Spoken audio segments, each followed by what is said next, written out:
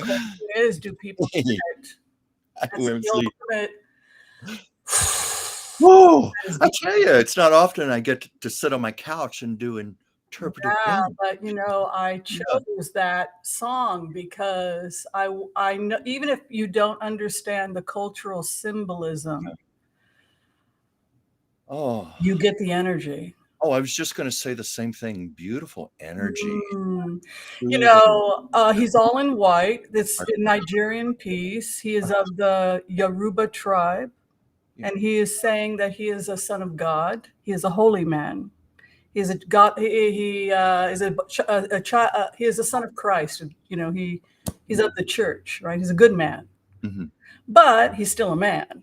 So he has a party, and a bunch of girls show up, and he sees the most beautiful woman, and she's dressed in yellow. And of course, that is Oshun, the goddess of sweetness and honey and the feminine power. You told me about Oshun. And he sees Oshun, Obatala sees her, and he's like, this is sacred medicine. So all the other guys are running off with all these divas and having lots of fun. And he realizes that Oshun's medicine is too sacred for that. She carries the honey pot, right? So instead, he spreads the beads and lets her lead the way, because it's through the mother comes life, and she comes first. I haven't heard you talk about Oshun for a long time. When you used to live here in LA, you told me about her, and you even once said to me, "Chuck, remember, you're a child of Oshun. Therefore, you are protected." You are too? Oh, wow. You told me that. You were the one who told me that. Oh, it probably came out in a reading. I bet it did. You've done a lot of readings for me. But I remember you told me to even give offerings of fresh fruit and flowers and put water out for her and to honor her. Yeah, you remember that? Yeah. Well, that sounds like something that I would do. Yeah. And I remember you had your own little shrine, for want of a better word, a shrine for her in your apartment. When I would come over to take care of Mila, I would see how you had it all set up. And flowers and romantic, yes, to attract love. The symbols of love, are things that we think of that are wealth and beauty. For example, there's this idea. Some Hasidic women, when they want to find a husband, they will pray and they will make challah, bread, the Sabbath bread, and the smell of it, they say, will bring your soulmate. So a lot of their prayers, and the other thing is cool is that you put a good loving vibration. Just from a Kabbalistic perspective, anytime you create a meal for someone, you're because I love to cook, but you're putting your love and you're putting your vibration. It's not just the ingredients, it's also the intent of the cook. It's the love. And I think we feel that. Oh, exactly. Exactly. An Italian friend of mine told me that, who loves to cook. So that's part of the Italian culture, to feed people and to infuse the food with love and warmth and goodness and celebration for life. I love that. I think that people want that. I think most people are good at heart. I really believe that. And I think that most people just want a safe place to be in communion with other people. And I truly believe if we can create more safe spaces for people, we can create a lot more happy people. Good people should not be worrying about where their next rent check is coming from. No, they should not be. We gotta come together, folks.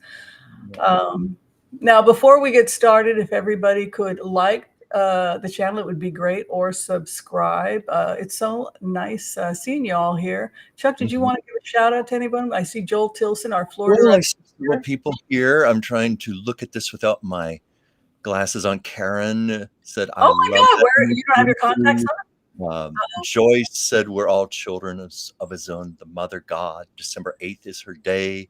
Oh, yes. Very George, nice. it's a fun song. Claudia said, "Hello, Dr. Whimsy, Mr. Chuck, and everyone." Good to see you all. People, it's like I say this every week. As your assistant, I call your clients, and there is not a day that goes by that I do not reach at least one or two people who immediately recognize my voice and go, "You're Chuck from Taco Tuesdays. I love the two of you." And it's so nice to actually converse with people and hear positive feedback and love and warmth and to have that exchange. Like I'm getting to know each of you individually on a more personal basis. Just through these calls. Well, I also wanted to make a couple of announcements. We have a new book for the Book of the Month Club. What happened to it? I just showed it to you.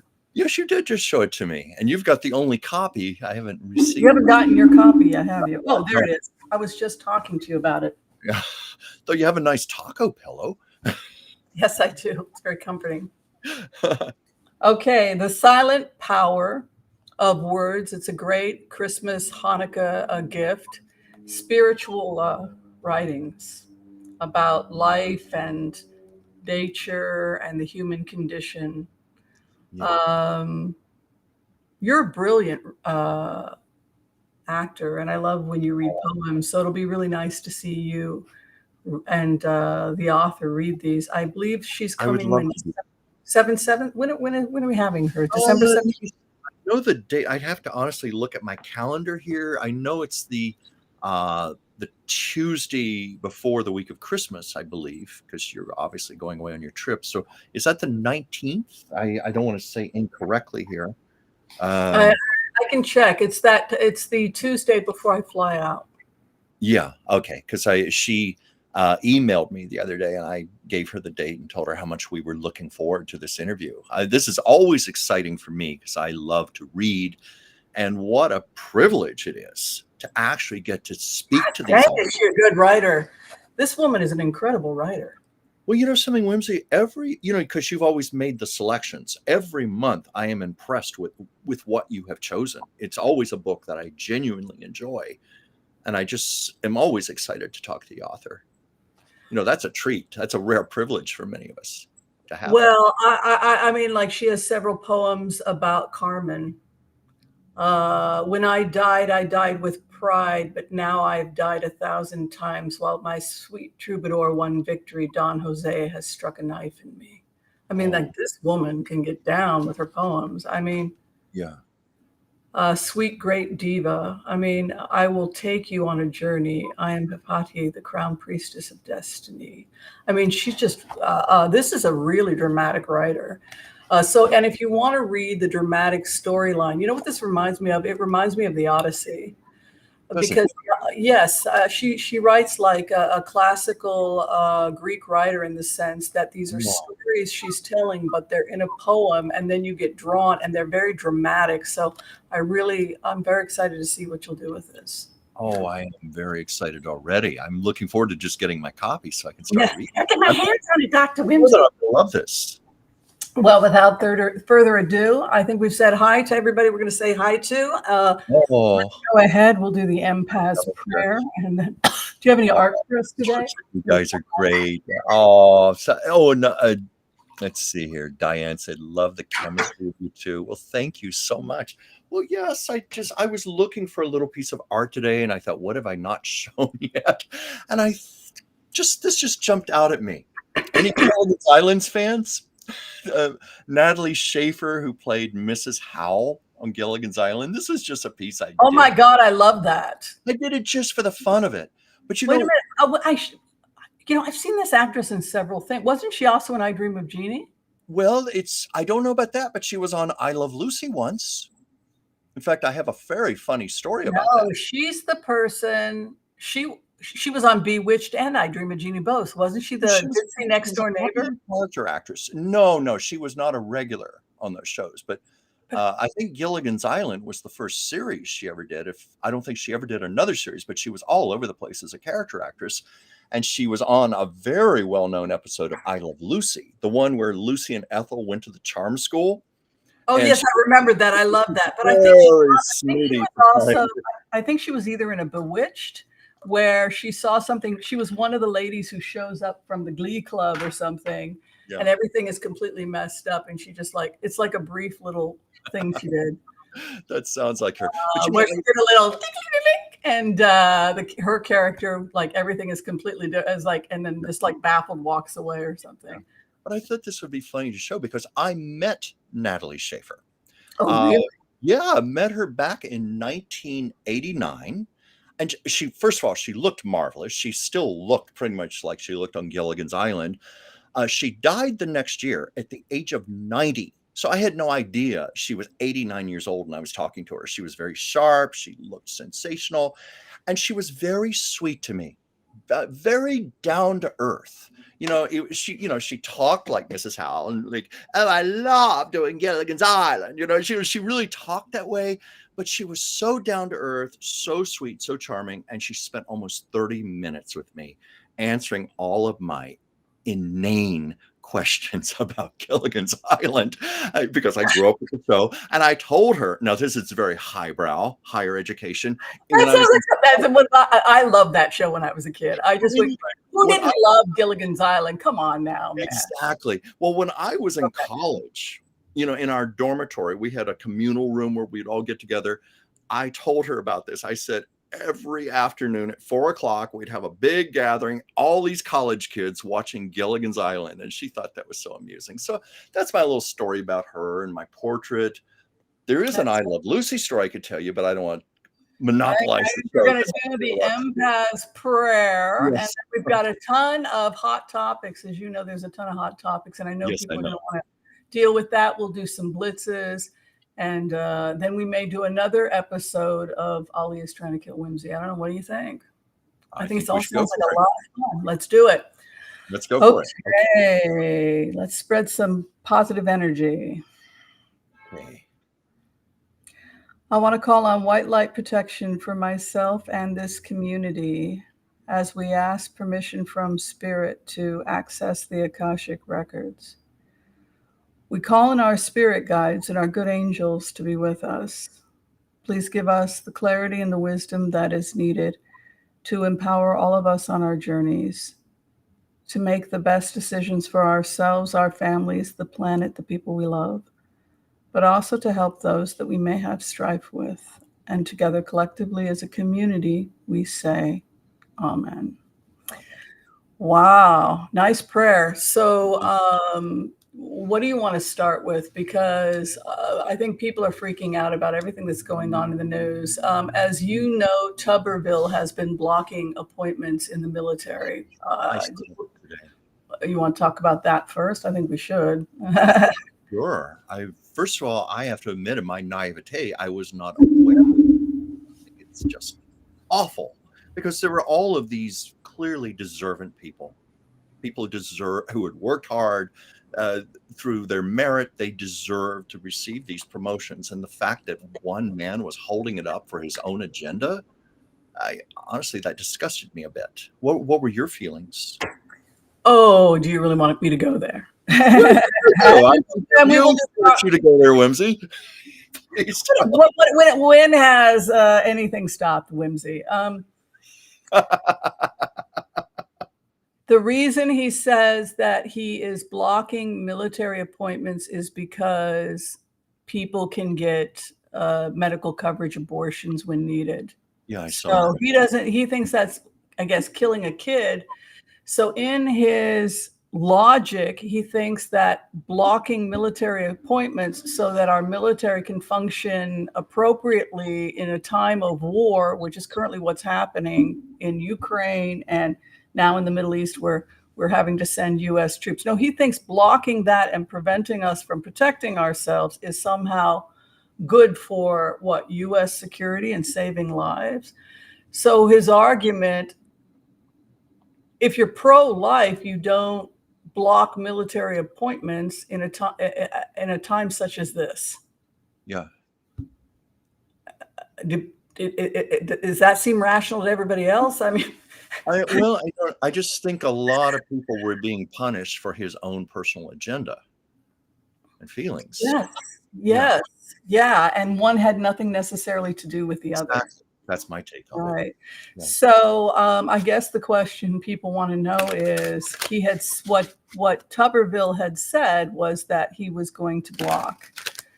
He was not going to block lower appointments. And so I guess the first thing is, are we going to be able to see some way of blocking Tubberville from these higher appointments? Because it's really getting critical at this point. Higher appointments. Can we stop him, I guess, is the question people want to know. Okay, I can tell you what I told you sometimes I don't get a clear yes or no, where it'll go diagonally between the two, which basically means maybe. As Yeah. wishy-washy as that sounds, I'm getting a maybe on it, not a yes or a no. No, I think you're absolutely, it's amazing. You and I very rarely disagree. The truth is coming out about him, but look at the issue, pregnancy, babies, Yeah. hopes and fears, how can we come to a resolution? I don't think we will anytime soon. Inverted Six of Wands. The clarification, so we've definitely he is serious. He is going to be blocking the rights of women and the rights of children that he could be potentially due to ignorance about the medical needs of women. He's going to have to give this fight up eventually because the courts and women's rights wins. Yeah. And you can see here, he's going to have to hang up the fight. You get I did a clarification for people on Tubberville. He has to give up the fight because the power is with the women, the pregnant women. Yeah. So I don't see, that's his opposition, women's rights, and then to have power with them and him having to hang up the fight. I think eventually he loses. Hopes and fears that he will be victorious. He was foolish. He loses because he was not, an inverted Six of Wands because he was foolish. But yeah, if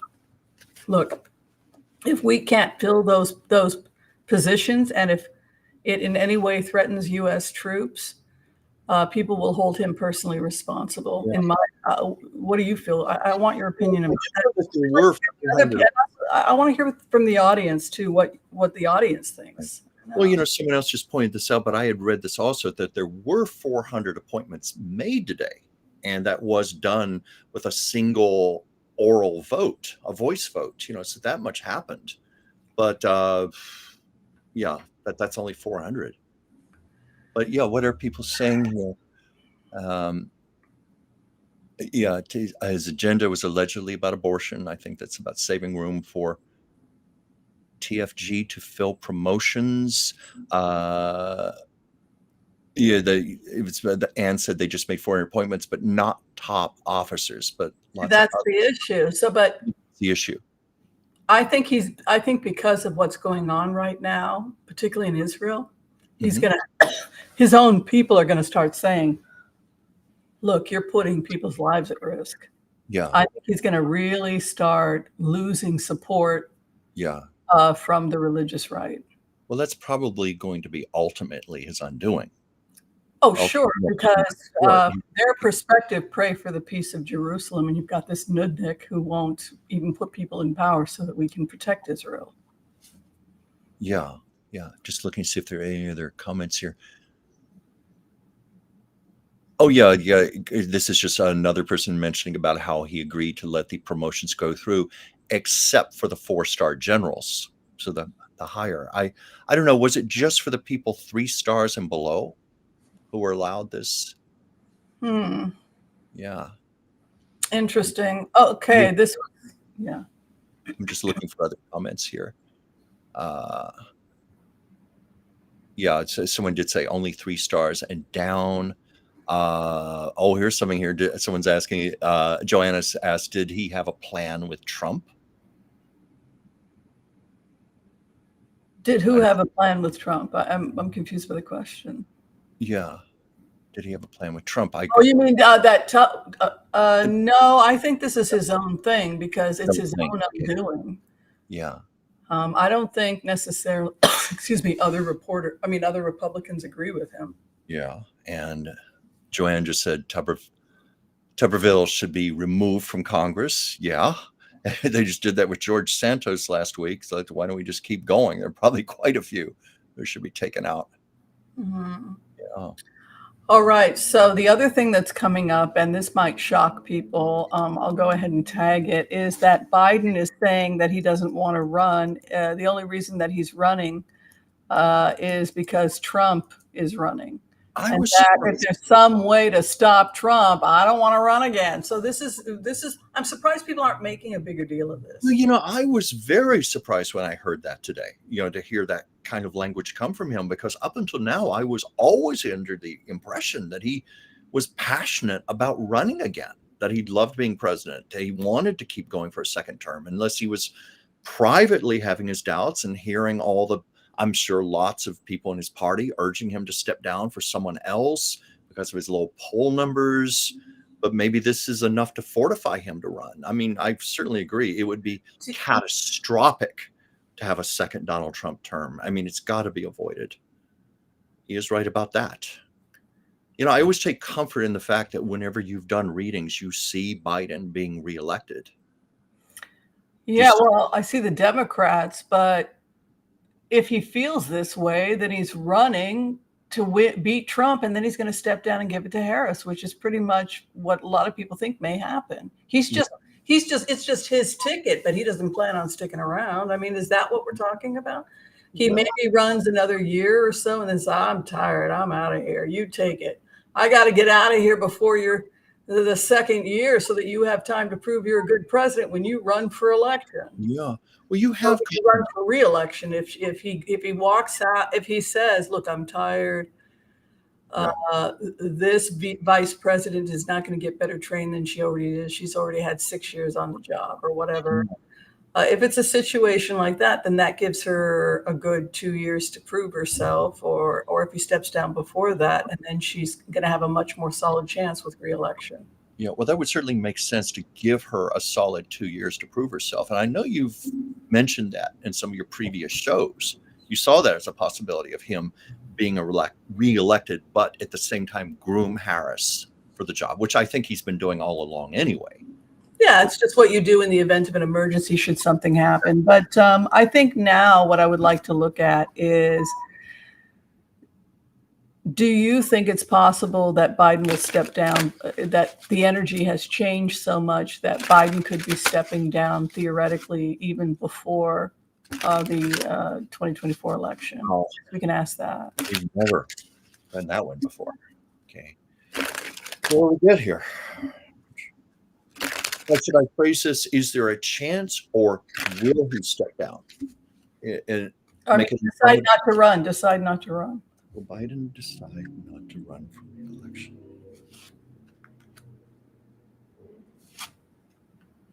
Will Biden decide not to? Okay, now I phrased it, will Biden not decide to run? And on the basis of that, I got a no with the pendulum, meaning he would run. But what are you getting? It's pretty funny. You know, the answer is yes, he's running. Yes, he will be reelected. He will be reelected because he's such a great president, and because he has so endorsement from so many powerful lobbying groups and activist unions, etc. So, it's the guy who's the star of the show, and he wants to, you look at a show like Cats. I had friends that worked on Cats. They said it was career hell because they were terrified of quitting. They were terrified that if they quit, they were never going to get another job. And so day after day after day, 7-8 times a week, they would dance the same dance. Yeah. Say over and over and over again, year after year after year. Yeah. Because of this fear. Oh my God, I'm never going to have this chance again. Right. So factors.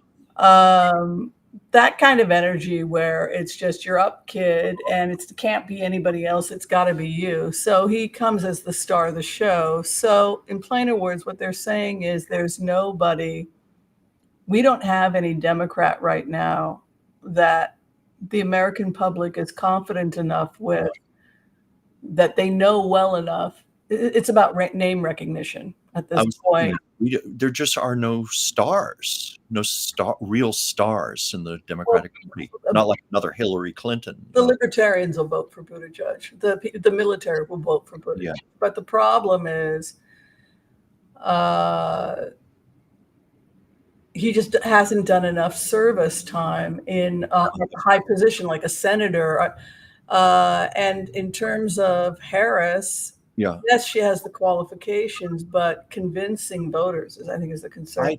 Yeah, she's not popular, and she's also considered extremely liberal, which I'm wondering, but the climate in our country, it makes me wonder if she can be elected, being as liberal. Yeah, his opposition is the courts, and that doesn't surprise me. I mean, he's having to clean up Trump's appointments, Barr's appointments. The Supreme Court is his biggest headache. Based on these cards, his hopes and fears is smoother waters lay ahead. But I don't think this guy can resign. Look at this. He's got an empress coming out, which means that this guy cannot get out of this. In terms of the star of the show, who's the star of the show? The presidency. The emperor is the president. So he's the president. It's too late. In terms of his opposition, he wants to put scholars on the courts, not left and right crap. Know the damn law. Yeah. I want scholars on my court. That's the scholars in the courts. So his main reason for running again is the courts. The courts are a mess. I always wondered if Barack Obama wanted to be appointed to the Supreme Court, because he was a professor of constitutional law. That would have been a great appointment for him. I think he was asked openly and said openly, he said no. Oh, he did. I didn't realize that. And I think he's just but I think he likes being an advisor. He's definitely somebody that's well respected, that has been an advisor.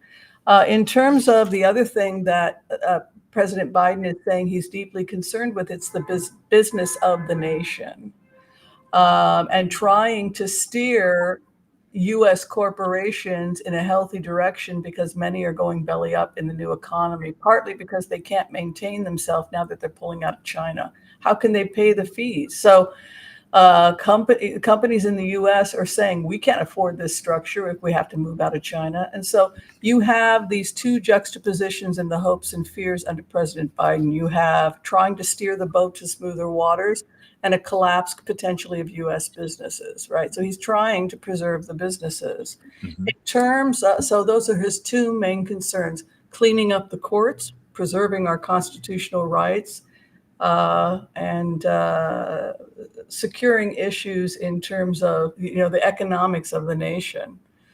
The war was not his main concern. He must feel that it's going to be taken care of. In terms of the final outcome, like I said, Empress would indicate that Biden has a very solid win. But the final outcome for him is, which is why I laughed, is that he comes with an 8 of swords, which means that he has trapped himself in a situation he cannot get out of. 16 years in the White House. Whoa. 16 years in the White House. 8 with, of course, President Barack Obama, and now 8 of his own. The man's tired. Yeah. And trapped. I believe history. Success. I believe history will be very kind to Biden's legacy. It's like Harry Truman, who was very unpopular during his presidency, and now he's ranked, I think, one of the top 3 to 5 presidents of all time. So Biden will be vindicated ultimately, but right now it just astounds me he's not more popular than he is. And I'm like all of the viewers here, most of the viewers, I'm stunned that Donald Trump is the front runner for the Republican Party. Just stunned. Yeah. Well, what are our readers saying? What are the viewers saying? Well, waiting on some comments to come in here. Oh, you can't see the comments coming up? I'm seeing them. There just aren't any. I'm not seeing any new ones here. Joel Tilson says, will the top 1% and corporations pay their fair share of taxes in the future? It's a great question. That's a good question. What do you think about that one, Whimsy? I think we should ask about taxation. Okay. How should I phrase the question? Mila, are you going to come over here and join us? Why don't you come over here? Come say hi to Taco Tuesday. Yeah, come on, Mila. You remember me? Come on over. Mila, do you remember me? Mila. I used to cat sit. Come on, come say hi. Josh is all sleeping somewhere. Yeah, go ahead and do your pendulum thing, and I'm going to grab my friend. Well, what is the question? You going to come over? You coming? Come on. Oh, the question was from Joel Tilson. He wants to know, will the top 1% and corporations pay their fair share? Sorry, I still have a little bit. Oh, Whimsy. Mila, come here, baby. I got a very strong no on that one. Very strong, definite no. I want to hear what you're getting first, but sometimes the pendulum is a little wishy-washy, or I'll go to maybe no. That was a no. That was a definite no. Why? No. You're kidding. It's like it's a nice thought. It's a nice fantasy, but no, I'm not getting that's going to happen anytime soon anyway. Payment, 6 of swords. You're getting it? They are? Well, that was the first card. You know how That these was the things first change card. after, it's the Yeah. beginning of the Blitz, 2 of Pentacles, Swindler. The opposition is the Swindler's card. Well, gee, who knew? I know. I'm just like, Hopes and fears, courts, legal. Okay, this is starting to get very interesting. I'm really liking this. Regarding your question, Joel, paying out, who's the charity that, paying? Compassion, charity. Dealing with the opposition is swindlers. Can we take legal action? Inverted Queen of Pentacles. I think you're right. yeah. They have paid the money to create the laws that protect them. Exactly. Damn it. It's like it's a nice thought. Look at this. Happen, but no, it's not going to happen. Inverted Ace of Pentacles in the opposition. Why is it always coming out like that? It's because they paid for the laws that are going to benefit them. That sounds true to me. Yeah. Very true. Yeah. Joy. Any opinions? Any opinions here? Of the U.S. mail. Oh, well. U.S. mail to Joy. U.S. mail to Joy? I don't see that comment. Where's that? But I pinned it. Joel Tilson. Can you see it? You might not be able to see it. You have to look on YouTube. Yeah, on YouTube. I couldn't because I've got something on here I have to read and I can't use my. Yeah. So basically, what Joel is saying is that, do you think DeJoy, who is the head of the post office, is going to finally be fired? I love you. Make me cough.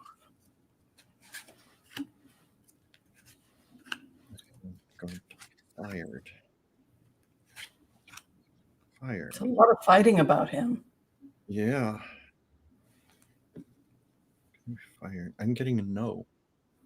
I don't know. What are you getting? Maybe aggressive energy. Aggressive energy? In what respect? They're not getting enough money at the post office. Look at this. It looks to what I can figure out from, excuse me, sorry about the cough. What I can figure out from the remote view is it looks like the post office is giving inadequate funding for them to be doing what they have to do. And so consequently, he had to cut spending by automating several things. And the automating has caused the mail to work much smoother when they switched. They reduced the number of employees and moved to an automated system. And so that has saved the post office a lot of money. However, the post office appears to be still in the red. And for that reason, there are complaints about a lack of funding. You can see here moving aggressively. Yeah. The issue over the post office is they don't have any money in their coffers. You know something, Whimsy, hasn't the Postal Service been in the red for? Why don't they do something about it? I understand what the problem is. Why aren't we funding the post office? Are lobbyists suppressing funding to the law? No, I mean, I'm not sure how much of that the government actually funds, and isn't the Postal Service also part of it private? I mean, I don't know. I think it's all public. It's our public service. Yeah. United States owns it. Okay. Yeah, it'd be interesting if anyone has any comments on that. It's having an impact also. But look at this fighting. But I see automation. So everything started to go. And the idea was that if they would go with automation, they could theoretically save a lot of money by reducing the number of employees. Yeah. And yeah. So much automation appears to be happening that there are going to be a lot less employees at the post office. Yeah. Well, Debbie Brady just made a nice comment here. They want the mail to fail for voting purposes. And truthfully, I was thinking that because that's precisely what happened during the last election. Trump was doing everything he could to sabotage the Postal Service, to sabotage vote by mail. Mm-hmm. So that was, that very apparent. So it could still be going on. That was a good, interesting point. And of course, stamps have gone up to 66 cents now. I'm old enough to remember when stamps were 6 cents. That's how old I I am. remember 10 cents. I mean, Yeah. Successful, look, it's pros and cons. On the one hand, the guy's like, hey, I busted them into shape and I got the expenses down by turning everything into the automated system, which saved us a ton of money. Yeah, but you eliminated a lot of jobs. So the final outcome, that's part of the unhappiness, is so many jobs were eliminated due to automation by the United States Postal Service. That appears to be what I'm seeing. Well, here's a comment. Defending their jobs. Yeah, here's a comment from Nancy. Dejoy is part owner of DHL and is actively killing it. He dismantled the auto machines. I hadn't heard that. Did you? There's definitely been some concerns about him that because he has financial investments elsewhere, he would not necessarily be supporting other things. So as we move along, darling, I believe we are going to be talking about positive and negative choices in life. Is that correct? I think so. You had mentioned that, and I think that's a good thing. Yes, and we were talking about Robert Frost. Robert Frost is one of my favorite poets. I don't know if you like Robert Frost as much as I do. But a lot of people have been talking about the fact that this is an amazing time in world history where we see that even the smallest kindness can have powerful impacts. If you save a life today, what will that person become tomorrow? Particularly when we see what's happening in the Middle East and people trying to create oasis zones and save children that are growing up in vulnerable areas. I mean, theoretically, for example, you could open up in an oasis in inner cities, right? You could do a kibbutz in an inner city. Why not buy up a bunch of land and create a second zone? The theory could be expanded anywhere to the world. So that's pretty cool. Anyway, I was just wondering, because you are such a good actor, if you would be willing to read Robert Frost, This is a beautiful Two Trees. the road not taken. The road not taken yet. Can you read that for me? Or I know you were reading it today. Yes. Thank you. A road not taken. Thank you. The Road Not Taken by Robert Frost. Two roads diverged in a yellow wood, and sorry I could not travel both. And be one traveler. Long I stood, and looked down one as far as I could, to where it bent in the undergrowth.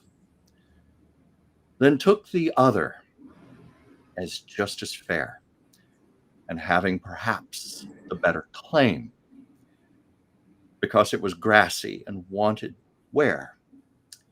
Though as for that, the passing there had warned them really about the same.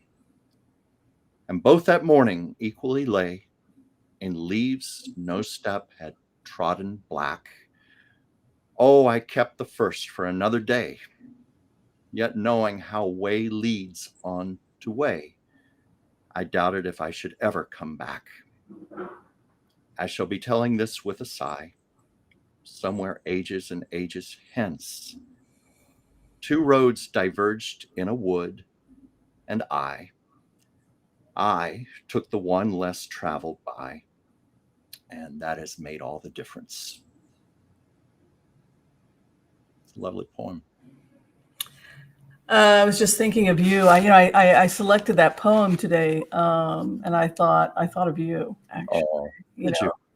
Yeah, because you're an actor, and you could have gone on to be a professor and taught art or done something a little bit more conventional, but you chose to live the artist life, like going less into that and more into being the artist. And I think that's great. I think for many of us in the arts, there's just no choice. It's just our calling. It's what we have to do. And yeah, I could have been a lot wealthier, better off financially, living in a house instead of an apartment and so forth. But I don't regret my choices. I think you made the right choice, actually. As you know, I've been confiding in you a lot, Chuck. We've been going through a lot. Of course we have. And you know that. Let's see if I can find it here. You know that we have come to episode 3. We're there. Yes. There's your old friend. Yes, episode 3 of Ali is trying to kill Whimsy. Yeah. All right. That man needs a makeover. I gotta get my energy going here. Okay. Hey, see, well, I got the whole thing. Should I get my rabbit? Should I get the whole ensemble? Of course you should. Absolutely. We wouldn't expect anything less from you. Well, hold on, everybody. I gotta get the whole.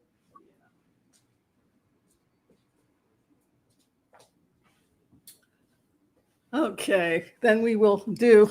We got to get into the character here. This is very serious here. I'm very. All right, darling. Get going. Get going. Do your magic. I'm an important person. I wrote a peace proposal. Okay. Yes, you did. I'm proud of you. Yes, I did. Little Whimsy wrote a peace proposal. Yes, I did. Yes, you did. Little Whimsy special that way. Okay, so coming to you live from Tel Aviv by way of Portland, Oregon. It is your very own, Israel's very own Tokyo Rose. I am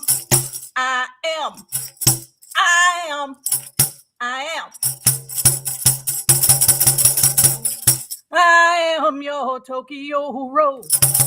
I am your Tokyo Rose. I am your Tokyo. Okay. Still got to work on the lyrics. Not a lot to it. Well, you're getting there. Is that the intent is there? Now, this guy has some strange ideas about Jewish people, Zionists, Israelis. A lot of people think we're all, like, for example, right-wing lunatics. But anyway, and this is my Zionist bunny. So listen, we've talked about the fact that he says he plans on killing me. I felt like if he got to know me and would come over for a tea time, that this would be about it. So I made some of my favorite herbal tea for him. You know, kind of famous Whimsy. Well, kind of like is that your intuitive tea?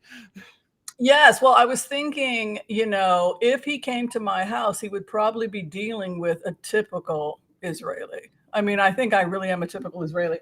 So he would come to my home, you know, once we disarm him and stuff and make sure he's not going to kill me. We're talking about, you know, making sure the guy doesn't kill me. I would probably start with some of the herbal tea. You know, I grow my own herbs, organic, and grow them there in your kitchen. Well, this is some of the sage from the garden, and that's really good for clearing. So I would give, but I would probably give him a combination of chamomile and lavender as an anti-anxiety. Fill his ass out. Yeah. Yeah. But the other thing that I might do in addition to that is I like dress up. You know, I like to play dress up. You do, and you gave him a makeover. I did give him a makeover. Oops, did I lose it? I gotta Well, you gave him a rainbow hat and a tutu, a pink tutu at that. Oh, I gotta find it. Where did I put it? I lost it there. Oh, we lost our tutu. Where did it go? It disappeared. I don't know where it went, but why don't you just describe him to us since you created him? You created his ensemble. You created his couture, darling. Tell us about his couture. Okay, how you got him runway ready for the red carpet, you know? Red carpet ready.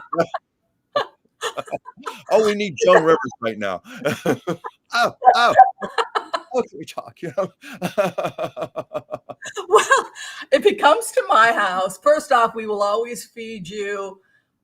You know, if you need to take a shower, if you're overheated, sure, go ahead, rinse yourself off. But, you know, it's amazing. I go to people's homes all the time in Israel when it's hot and I jump in their shower. It's fantastic. But people, you really make yourself at home. But I will serve you delicious vegan food, which is better for coronary artery disease because, you know, we have socialized medicine and we encourage a plant-based diet, which is better for heart health in Israel. Right. So I thought I would dress him like me as a child Zionist. So for the Yeah. first thing I did, I wanted to change his hair because I just thought that he was miserable. Yes. Uh, Well, yes. well, he looked like, some guys can really rock the turban, Yeah. you know. You would have done cornrows, but I wanted to do cornrows originally. Some guys with Some multicolored guys can really rock. Well, come on, this guy's not Omar Sharif. Let's just keep it real. I mean, Yeah. you ever seen Omar Sharif in a turban? No, I haven't. I always think of him as Nicky Arnstein with Barbara Streisand. He look, You're right. I forgot about Lawrence of he's Arabia. perfection. All right. Okay, this Yeah. guy's not perfection. This guy looked like he was borrowing a towel mat. Yeah. So he was mad because his wife, whatever, wouldn't give him the blow dryer. So and he Out there.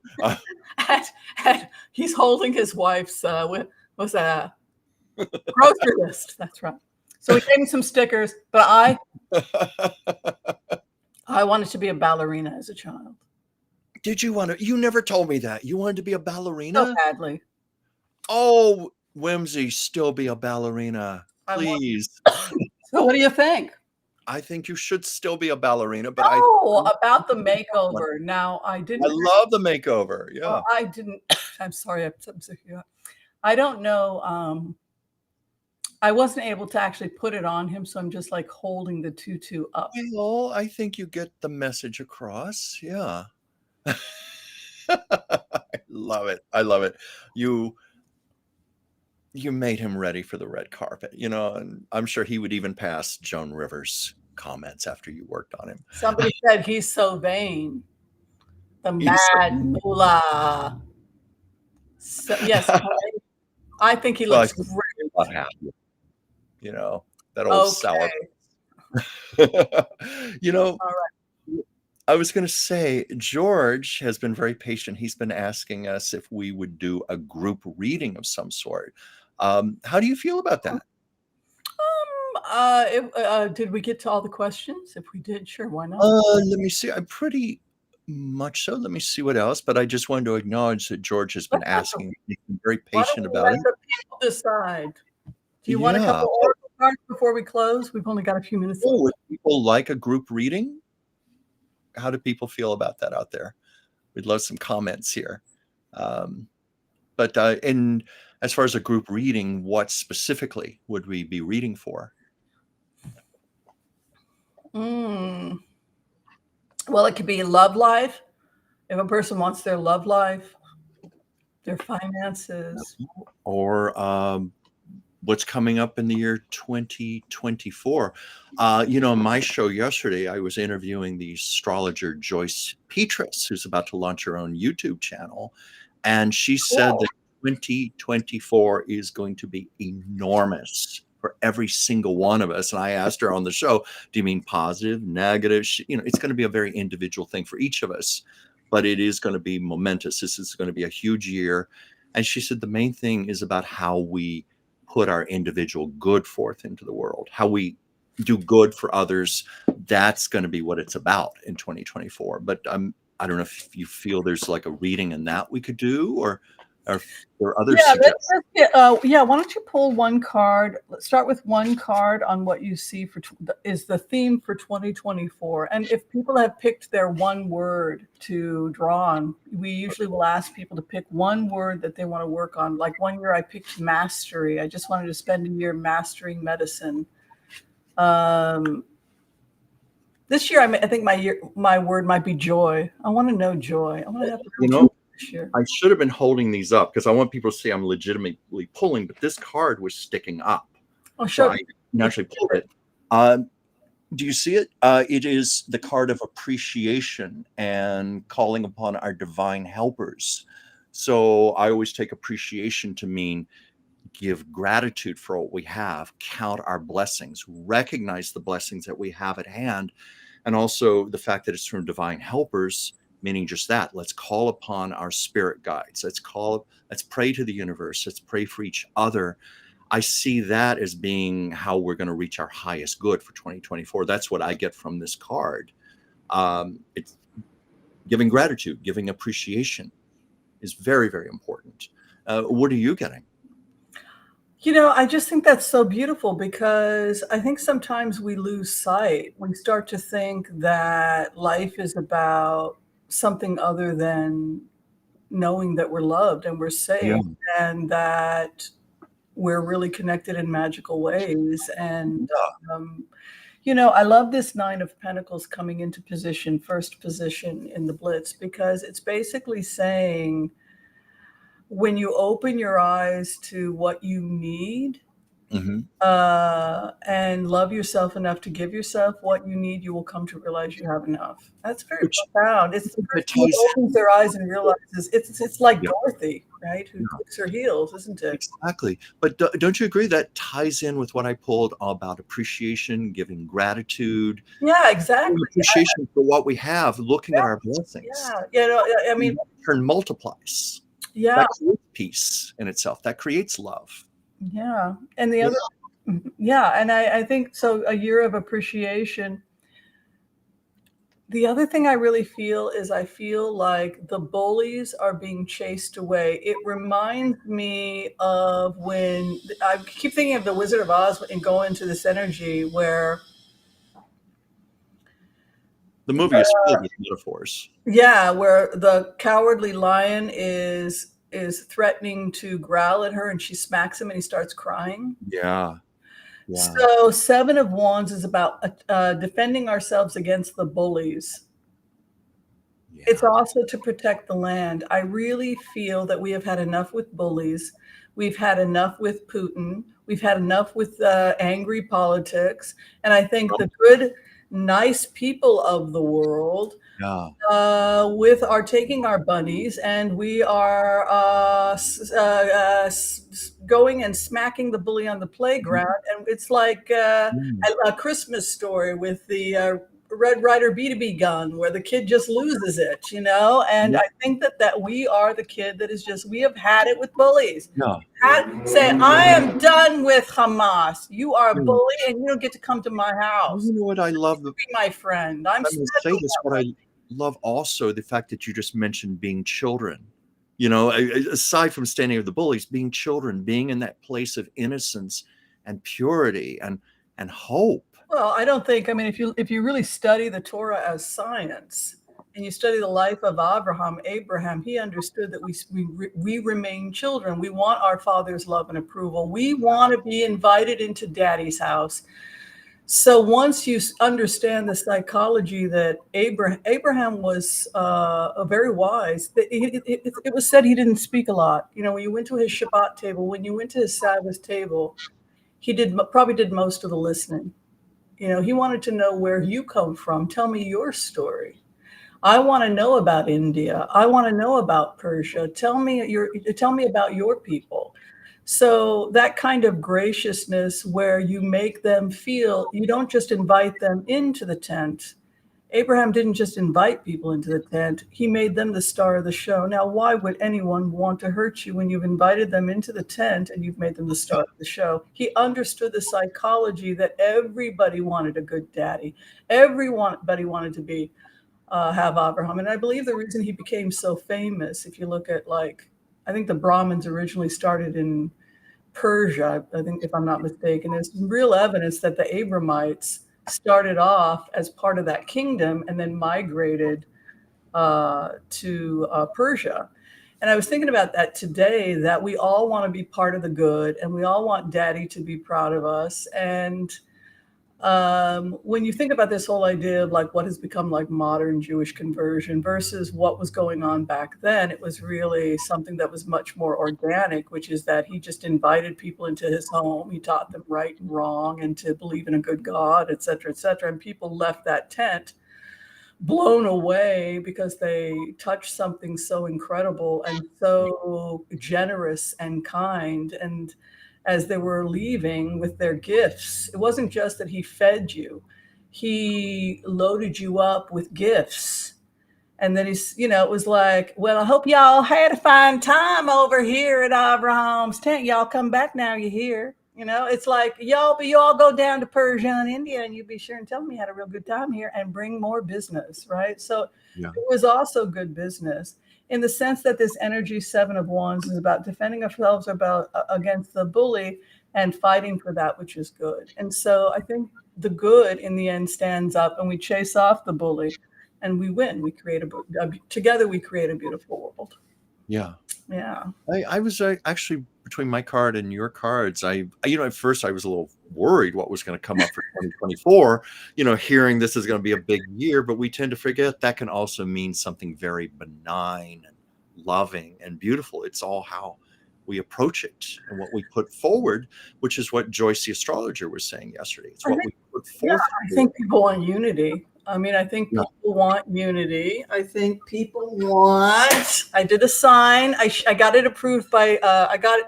Elon Musk said it was okay. I got it. He said it was okay. Oh, great! Here it is. This is it. You guys see it? Yes, I see it. Can you see the whole thing?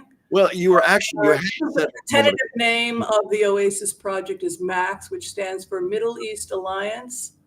With the Middle East Alliance combined with contributions from X. So that is, that is what it appears to be. The name will be tentatively Max. So good people creating good things in the world. And that's what the show is about today. Did you have a good time? I always have a good time with you. I love doing this show with you. All right. Well, thank you all for joining us. Be sure and like, subscribe, share, and of course, be kind. You want to say it with me, or do you want me to say it by myself? Well, be kind to all, so that all can be kind to you too. We'll see you next time. See you next time. I was just going to say, you got to announce. Please like and subscribe my show and watch it, Chuck's Captivating Chronicles, and on Mondays at 5 p.m. Pacific, 8 o'clock Eastern, Chuck's Captivating Chat. I just wanted to throw that out real quick. Yes, and be sure and check out all our merch, and be sure and check out our fan pages, the Oracle of Whimsy on Facebook. And remember that every month we choose someone to receive a free tarot reading on us, which is pretty darn cool. Mm-hmm. Right. Thank you, everyone. Thank you, everybody. We love you. Thank you. Bye. Goodbye.